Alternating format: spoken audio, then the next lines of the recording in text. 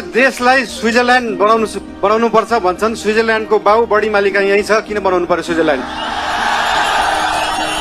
स्विजरल्यान्डको पराकाष्ठ रामारोसन यही छ, किन बनाउनु पर्यो स्विजरल्यान्ड? खप्तड नेसनल पार्क यही छ, किन बनाउनु पर्यो स्विजरल्यान्ड? हामी नेपालीहरू माल भएको चाल नपाएको मान्छेहरू पर्यौं। भएको चिज देखाउनै सकेका छैन, सुदूरपश्चिमलाई जोड्नै सकेका छैन। सुदूरपश्चिम त्यो दिन जोडिन्छ जुन दिन सुदूरपश्चिममा एकदम धेरै कलाकार हुनुहुँदो रहेछ। 8 लाख सब्सक्राइबर भएको, 1 मिलियन सब्सक्राइबर भएको, तर त्यो गीत काठमाडौँको चोकचोकमा बज्दैन। जुन दिन सुदूरपश्चिमको गीतहरू काठमाडौँको चोकचोकमा बज्छ अनि बल्ल जोडिन्छ सुदूरपश्चिम काठमाडौँसँग। सुरुमा त गीत बज्नु पर्यो, त्यसपछि आवाज बज्छ, त्यसपछि माग पूरा हुन्छ। सुन्दा सानो जस्तो लाग्छ, तर त्यो हो राष्ट्रिय स्वतन्त्र पार्टीको एजेन्डा।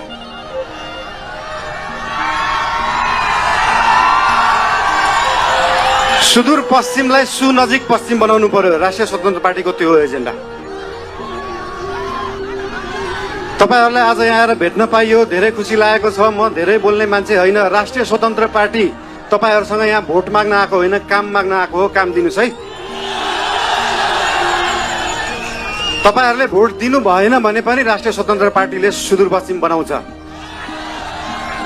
काम माग्न आएको हो। के छ तपाईहरुको काम? हाम्रो उम्मेदवारहरूलाई, हाम्रा पार्टीका मान्छेहरूलाई हाम्रो काम यो हो भनेर लिस्ट दिनु। भोट नदिए पनि हुन्छ।